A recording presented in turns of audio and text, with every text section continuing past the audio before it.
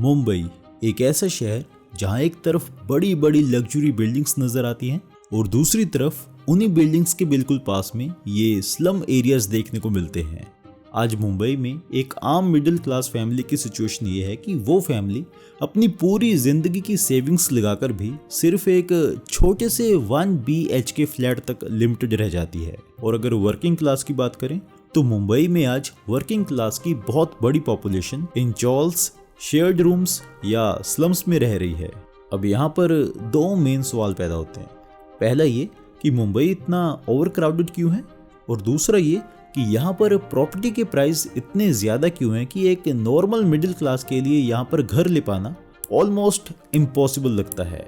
मुंबई में रहने वाले जो ज़्यादातर लोग हैं वो इन दोनों प्रॉब्लम्स को मुंबई की नेचुरल जियोग्राफी का रिजल्ट मानते हैं, क्योंकि आप इस मैप में देख सकते हो कि मुंबई की तीनों साइड्स पर पानी है और सेंटर में ये संजय गांधी नेशनल पार्क है जिसने काफ़ी बड़े एरिया को कवर कर रखा है। तो इसलिए शहर में ओवरक्राउडिंग तो होगी ही, और जब ओवरक्राउडिंग होगी तो ज़मीन के प्राइस भी इंक्रीज होंगे। लेकिन एक्चुअल स्टोरी इतनी सिंपल नहीं है।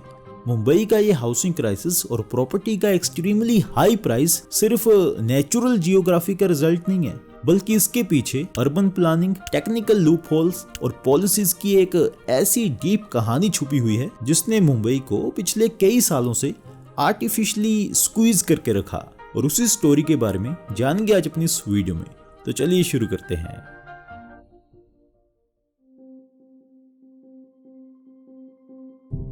मुंबई की स्टोरी समझने के लिए हमें थोड़ा हिस्ट्री में जाना पड़ेगा। आज हम जिस मुंबई शहर को जानते हैं ना, किसी टाइम यहाँ पर कोलाबा से लेकर माहिम तक आइलैंड हुआ करते थे जिनके बीच पानी, कीचड़ और दलदली जमीन हुआ करती थी। लेकिन जब इंडिया में ब्रिटिश पीरियड शुरू हुआ तो अगले लगभग 200 सालों में इन आइलैंड्स के बीच के गैप को धीरे धीरे फिल करना शुरू किया गया। कहीं पर मिट्टी डाली गई, कहीं पर कंकर डाले गए, कॉजवेज बनाए गए और फिर धीरे धीरे 1947 तक ये सभी आइलैंड एक सिंगल लैंडमास बन गए, जिनके साथ मुंबई का जो म्यूनिसिपल एरिया था वो लगभग 67 स्क्वायर किलोमीटर हो गया। फिर इसके बाद 1957 में यानी इंडिपेंडेंस से 10 साल बाद मुंबई की बाउंड्रीज को नॉर्थ की तरफ एक्सपेंड किया गया, जिसके साथ मुंबई का जो टोटल एरिया था वो इंक्रीज होकर अप्रोक्सीमेटली 437 स्क्वायर किलोमीटर हो गया। अब यहाँ पर ध्यान देने वाली बात यह है कि एरिया इंक्रीज होने के बाद भी मुंबई की जो बेसिक जियोग्राफी थी वो चेंज नहीं हुई थी। ये शहर अभी भी एक नैरो स्ट्रिप जैसे ही था जिसके तीनों साइड पर पानी था और एक्सपेंड होने के लिए सिर्फ एक ही डायरेक्शन थी, नॉर्थ, और इसी डायरेक्शन में मुंबई एक्सपेंड होता गया। लेकिन 1964 में मुंबई की इसी नॉर्थ बाउंड एक्सपेंशन और तेजी से बढ़ती हुई पॉपुलेशन को सिस्टमैटिकली मैनेज करने के लिए शहर का सबसे पहला डेवलपमेंट प्लान बनाया गया, जिसको 1964 से 1967 के बीच में गवर्नमेंट के द्वारा ऑफिशियली अप्रूव किया गया। अब जो ये डेवलपमेंट प्लान बनाया गया था, इसका मेन एम था मुंबई को महाराष्ट्र की पावरफुल बिजनेस और इंडस्ट्रियल कैपिटल बनाना। बाकी इसके अलावा उस प्लान में शहर की पॉपुलेशन को प्रॉपरली मैनेज करने के लिए कुछ क्लियर टारगेट भी रखे गए थे, जैसे कि इन एरियाज में 1 एकड़ जमीन पर लोगों के रहने की लिमिट को सेट करना, हर 1000 लोगों के लिए 1 एकड़ ओपन स्पेस देना और शहर के अंदर इंडस्ट्रीज की फर्दर कंसंट्रेशन को डिस्करेज करना। अब मुंबई की डेवलपमेंट प्लानिंग के अकॉर्डिंग तो ये सभी टारगेट्स बिल्कुल सही लग रहे थे, लेकिन ग्राउंड रियलिटी पर ये डेवलपमेंट प्लान दो मेन रीजंस की वजह से बुरी तरह से फेल हो गया। पहला रीजन ये था कि डेवलपमेंट प्लान का जो काम था वो ग्राउंड लेवल पर कैसा चल रहा था, इसको मॉनिटर करने के लिए कोई सॉलिड सिस्टम बनाया ही नहीं गया था। और दूसरा ये कि डेवलपमेंट प्लान के जो प्लानर्स थे उन्होंने ये गलत एजम्पशन कर ली थी कि प्लानिंग अथॉरिटी बहुत ही आसानी से बड़े लेवल पर प्राइवेट जमीनों को अपने अंडर ले लेगी और इसके लिए उनको सेंट्रल गवर्नमेंट की तरफ से भी बड़े बड़े फंड मिल जाएंगे। लेकिन एक्चुअल में हुआ क्या कि प्रॉपर्टीज के लीगल डिस्प्यूट्स की वजह से ना तो आम लोगों से जमीनें लेना पॉसिबल हो पाया और ना ही गवर्नमेंट की तरफ से बड़े बड़े फंड्स दिए गए। और इसका रिजल्ट क्या निकला कि जो डेवलपमेंट प्लान 1964 में पेपर पर एक जबरदस्त डिजाइन लग रहा था वो रियल वर्ल्ड प्रॉब्लम्स को इग्नोर करने की वजह से और काम को मॉनिटर ना करने की वजह से बुरी तरह से फेल हो गया।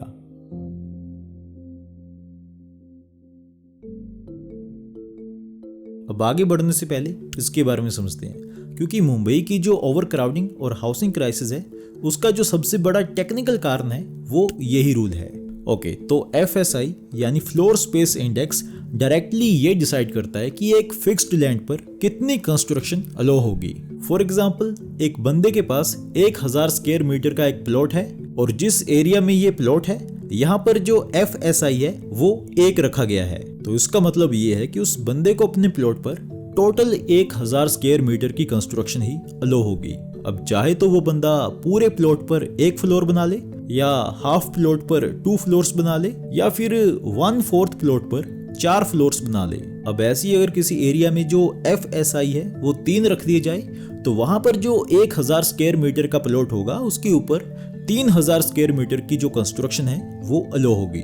1964 से पहले क्या था कि मुंबई में ये फ्लोर स्पेस इंडेक्स वाला कॉन्सेप्ट अप्लाई नहीं होता था, इसलिए जो साउथ मुंबई में पुराने अपार्टमेंट्स और चौल वगैरह थे वो नेचुरल डिमांड के हिसाब से बने थे, जहां पर जाने अनजाने में लगभग 3.5 FSI तक की स्पेस का यूज कर लिया गया था। लेकिन 1967 के डेवलपमेंट प्लान में प्लानर्स ने फ्लोर स्पेस इंडेक्स को पॉपुलेशन कंट्रोल करने के लिए एज अ टूल यूज करना शुरू कर दिया। साउथ मुंबई में जो FSI लिमिट थी वो 1.66 सेट कर दी गई और इसी तरह इन एरियाज में भी FSI को फिक्स कर दिया गया। अब इसके पीछे लॉजिक ये था कि अगर शहर में बिल्डिंग्स की हाइट कम हो जाएगी तो हाउसिंग सप्लाई भी कम हो जाएगी, और जब लोगों को रहने के लिए बिल्डिंग्स या रूम्स नहीं मिलेंगे तो लोग मुंबई में आना भी कम कर देंगे और इस तरह जो हमारा शहर है वो डीकंजस्ट हो जाएगा। लेकिन हुआ क्या? बिल्कुल ऑपोजिट। मुंबई में आर्टिफिशियली लीगल हाउसिंग सप्लाई को तो रोक दिया गया, लेकिन शहर में जो इकोनॉमिक अपॉर्चुनिटीज और जॉब्स थी उनके लिए लोगों की डिमांड लगातार बढ़ती गई। और अब जब लोग शहरों में काम करने के लिए आएंगे तो कहीं पर तो वो लोग रहेंगे ही। इसलिए जब मुंबई की लीगल मार्केट में लोगों को अफोर्डेबल घर नहीं मिले तो उन्होंने इनफॉर्मल सेटलमेंट्स का रास्ता चूज करना शुरू कर दिया और जिसको जहां पर जमीन मिली वो वहीं पर रहने लग गया। यानी मुंबई में एक तरह से पैरेलल हाउसिंग मार्केट डेवलप होने लगी, जहां पर FSI या फिर किसी और रूल रेगुलेशन को फॉलो नहीं करना पड़ता था। और उसी पैरेलल मार्केट को आज हम स्लम्स बोलते हैं। आज मुंबई डेवलपमेंट प्लान 2034 के अकॉर्डिंग चल रहा है, जिसको 2018 में ऑफिशियली अप्रूव किया गया था। इस प्लान ने लगभग 50 साल पुरानी जो अप्रोच थी उसको चेंज करने की कोशिश की है और मुंबई के कई सारे एरियाज में FSI इंक्रीज करके मुंबई को वर्टिकली ज्यादा ग्रो करने की परमिशन दी है।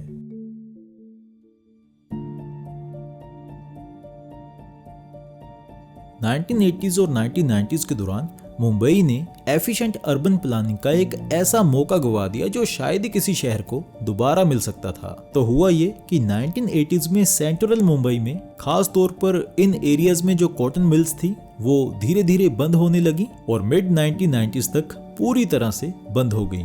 इन मिल्स के बंद होने के साथ मुंबई के एकदम सेंटर में लगभग 700 एकड़ की मैसिव लैंड स्पेस अवेलेबल हो गई, जिस पर मोस्टली कुछ मिल ओनर फैमिलीज और ट्रस्ट्स का कंट्रोल था। अब 1990s के दौरान मुंबई जैसे कंजस्टेड शहर में एक साथ इतनी बड़ी खाली जमीन का मिल जाना अपने आप में ये एक रेयर इवेंट था। इसलिए फिर उस जमीन का सही से यूज करने के लिए 1991 के डेवलपमेंट प्लान में एक बहुत ही सेंसिबल रूल बनाया गया, जिसके अकॉर्डिंग जब भी किसी मिल की जमीन को रीडेवलप किया जाता तो उसका 1/3 हिस्सा मिल ओनर को कमर्शियल यूज के लिए मिलता, 1/3 हिस्सा म्यूनिसिपल कॉर्पोरेशन को पब्लिक ओपन स्पेस बनाने के लिए मिलता और 1/3 हिस्सा हाउसिंग बोर्ड को पब्लिक हाउसिंग के लिए मिलता। लेकिन एक्चुअल में ये फॉर्मूला कभी इम्प्लीमेंट हो ही नहीं पाया, क्योंकि 1991 के बाद लगभग 20 सालों से ज्यादा टाइम तक मिल की जमीनों की रीडेवलपमेंट को लेकर नेगोशिएशंस हुई, कोर्ट केस चले, लॉबिंग हुई और जब तक सब कुछ सेटल हुआ तब तक जो ओरिजिनल फॉर्मूला था 1/3 वाला उसको ऑलमोस्ट इग्नोर कर दिया गया। मिल ओनर्स और उनके सक्सेसर्स ने जमीन के जो सबसे बड़े हिस्से थे वो अपने पास रख लिए। पब्लिक हाउसिंग के नाम पर लगभग कुछ भी नहीं मिला और ओपन स्पेसेस के लिए शहर को सिर्फ कुछ छोटे छोटे बिखरे हुए प्लॉट मिले।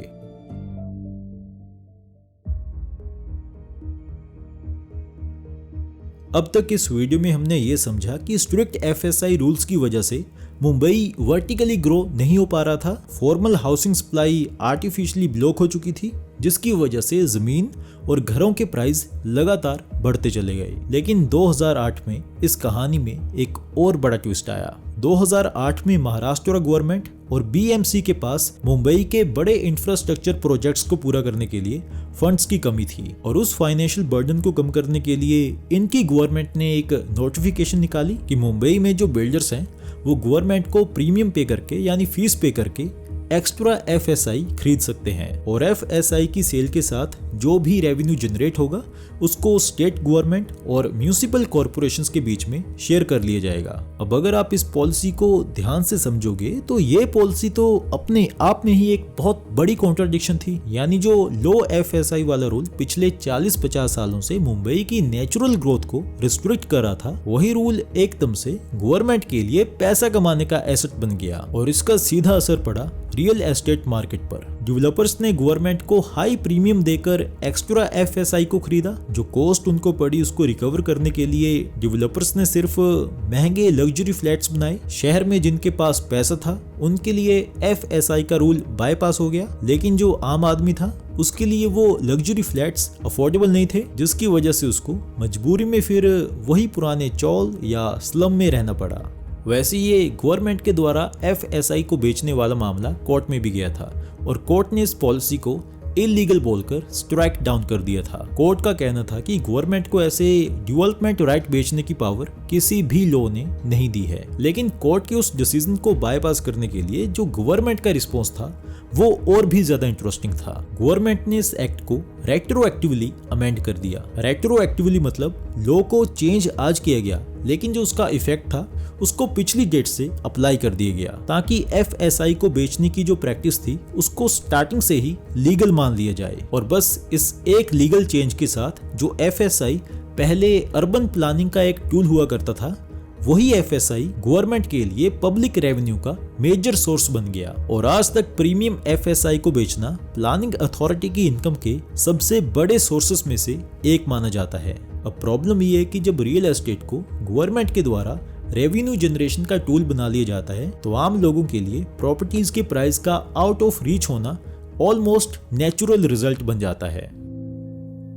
अब इन सब पॉलिसीज, लूप होल्स और प्लानिंग फेलियर्स के बीच में एक सबसे बड़ा सवाल हमेशा बाकी रह जाता है, जिसका जवाब शायद हमारा सिस्टम कभी देना भी नहीं चाहेगा। अगर पिछले 50 सालों तक मुंबई में आर्टिफिशियल एफएसआई लिमिट नहीं लगाई जाती, फॉर्मल हाउसिंग की सप्लाई को आर्टिफिशियली ब्लॉक नहीं किया जाता और शहर को नेचुरल डिमांड के हिसाब से लीगली ग्रो होने दिया जाता, तो क्या मुंबई में आज हमें इतने ज्यादा स्लम्स देखने को मिलते? और अगर मुंबई की लीगल हाउसिंग सप्लाई डिमांड को मीट कर पाती तो क्या आज मुंबई की जमीन और घरों की कीमत उतनी ज्यादा हाई होती जितनी की आज है? इसके बारे में आपके क्या विचार हैं वो आप कमेंट करके जरूर बताएं। Thanks for watching.